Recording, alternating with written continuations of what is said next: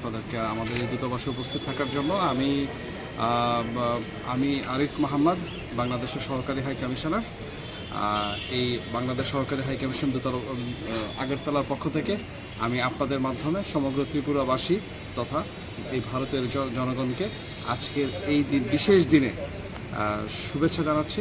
আপনারা সবাই জানেন আজ 26শে মার্চ 1971 সালের আজকের এই দিনে মুক্তিযুদ্ধের সূচনা হয় বাংলাদেশে।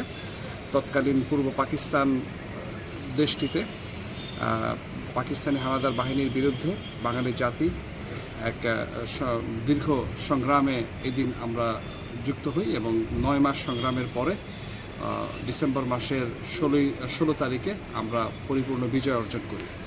তো এই মুক্তিযুদ্ধের এই দীর্ঘ 9 মাসের সংগ্রামে আজ আমি প্রথমেই গভীর শ্রদ্ধার সাথে স্মরণ করছি যে এই সংগ্রামে যারা শহীদ হয়েছেন সেই 30 লক্ষ মানুষদের। আমি গভীর শ্রদ্ধার সাথে স্মরণ করছি 2 লক্ষ সম্ভ্রমহারা মা বোনদের। আমি এছাড়াও 1947 সাল থেকে শুরু করে 1971 সাল পর্যন্ত এই দীর্ঘ লড়াইয়ে যেভাবে আমাদের এই অর্জনের পিছনে অবদান রেখেছেন তাদের সকলকে আমরা গভীর শ্রদ্ধার সাথে কৃতজ্ঞতার সাথে স্মরণ করছি। আমরা বিশেষ শ্রদ্ধার সাথে এবং আন্তরিক কৃতজ্ঞতার সাথে স্মরণ করতে চাই তৎকালীন সময় ত্রিপুরার জনগণের প্রতি। 1971-এর মুক্তিযুদ্ধের সময় ত্রিপুরার জনগণ যেভাবে তাদের সব কিছু দিয়ে আমাদের পাশে দাঁড়িয়েছিল তাহা ভোলার নয়।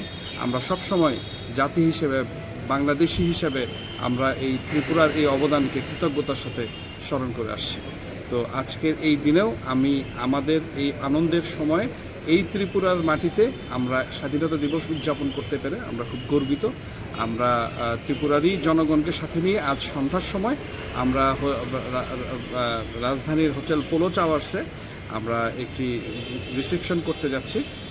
তো সেখানেও আশা করি আমাদের জনগণের সর্বস্তরের মানুষজন উপস্থিত থাকবেন। ধন্যবাদ।